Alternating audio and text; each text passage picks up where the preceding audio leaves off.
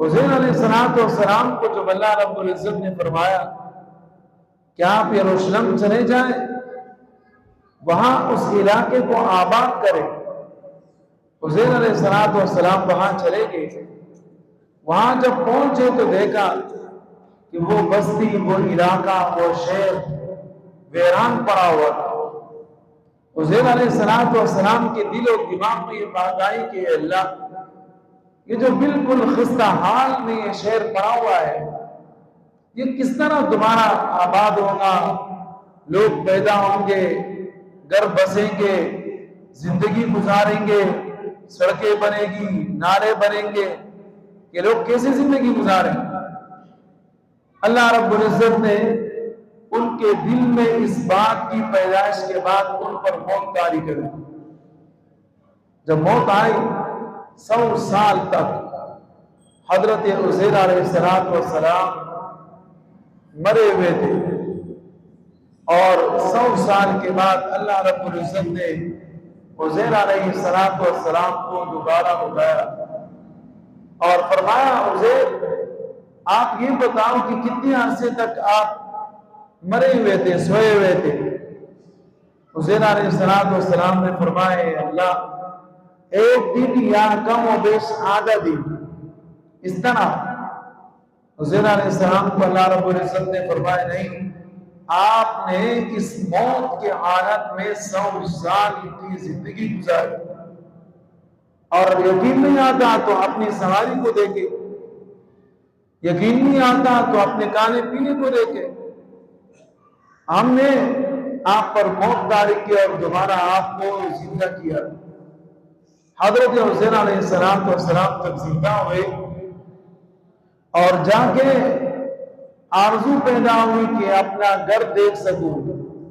تو جیسے گھر کے قریب پہنچے تو اس وقت ان کے پوتے پڑپوتے وہ مانے بن گئے، اور گھر کا پتہ بھی نہیں تھا۔ لیکن یہ کہ عزیر علیہ السلام کو جاننے والی ایک بڑھیا موجود تھی، جن کی کافی زندگی گزر گئی تھی، آنکھوں سے نابینا ہو گئی تھی۔ عزیر علیہ السلام بھی ان کو جانتے تھے۔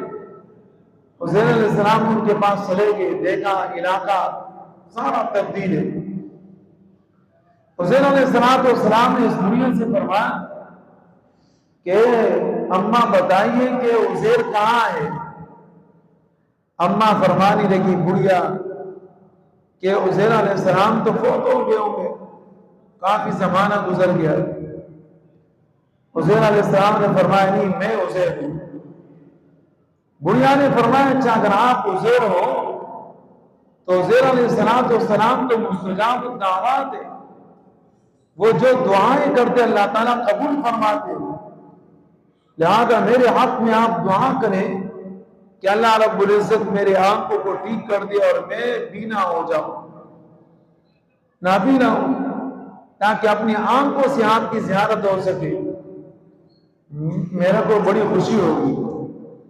عزیر علیہ السلام نے دعا کے لیے ہاتھ اٹھائے، اللہ رب العزت نے ان کو بینا کر دیا، آنکھوں نے دیکھنا شروع کر دیا۔ عزیر علیہ السلام کو وہ بڑھیا پہچان گئی، اور پھر ہاتھ سے پکڑ کے عزیر علیہ السلام کے گھر کے پاس پہنچا دی۔ عزیر علیہ السلام جیسے ہی دروازے سے اپنے گھر کے اندر جا رہے تھے تو پوتے اور پڑپوتے آ گئے۔ اس وقت صرف ان کا ایک بیٹا، جن کی عمر 120 سال تھی، وہ حیات تھے، باقی پوتے اور پڑپوتے تھے، باقی لوگ دنیا سے چلے جا چکے۔ تو پوتوں پڑپوتوں نے فرمایا، بابا کہاں جا رہے ہو؟ ہم تو آپ کو نہیں جانتے۔ حسین علیہ السلام نے فرمایا، بیٹا میں آپ لوگ کا دادا ہوں۔ بڑھیا نے فرمایا، بچوں آپ پریشان مت ہونا، یہ کوئی اجنبی نہیں ہے، یہ آپ کا اپنا آدمی ہے، یہ آپ کا دادا ہے، حسین علیہ السلام ہے۔ تو پوتوں نے فرمایا، بیٹے نے فرمایا کہ ہم نے تو اتنا سنا جو ہمیں یاد ہے اپنے بڑوں سے کہ حسین علیہ السلام کے کندھوں کے درمیان چاند کی شکل اور صورت ہے، اور دوسری بات یہ سنیں کہ وہ تورات کے مکمل حافظ ہیں۔ اگر ان دو نشانیوں میں سے ہمیں یقین ہو جائے اور ہمیں پتہ چل جائے، ہم تسلیم کر لیں گے کہ یہ عزیر علیہ السلام۔ عزیر علیہ السلام نے اپنا کندھا قمیص اٹھا کے ان کو دکھا دیا، اس کے اوپر صورت بنی ہوئی تھی چاند۔ انبیاء علیہ السلام کو جب اللہ رب العزت نبوت دے کر بھیجتے ہیں تو ان کو مہر لگا کر بھیجتے ہیں، جیسے کہ نبی اکرم صلی اللہ علیہ وسلم کے کندھوں کے درمیان مہر نبوت تھا، اسی طرح ہر پیغمبر کے یہاں کچھ نہ کچھ اس طرح ہوتا ہے۔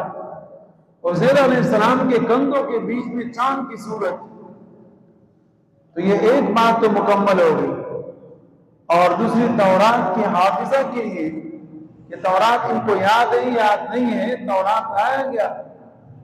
عزیر علیہ السلام سے فرمایا کہ آپ توراۃ پڑھے۔ عزیر علیہ السلام توراۃ پڑھتے گئے اور وہ لوگ سنتے رہے، یہاں تک کہ توراۃ ابتدا سے لے کے انتہا تک عزیر علیہ السلام نے پہنچایا، اور اس کے بعد پھر ان کو یقین ہوا کہ یقیناً یہ ہماری دادا ہے اور پردادا ہے، تو آپس میں ملے، خوش ہوئے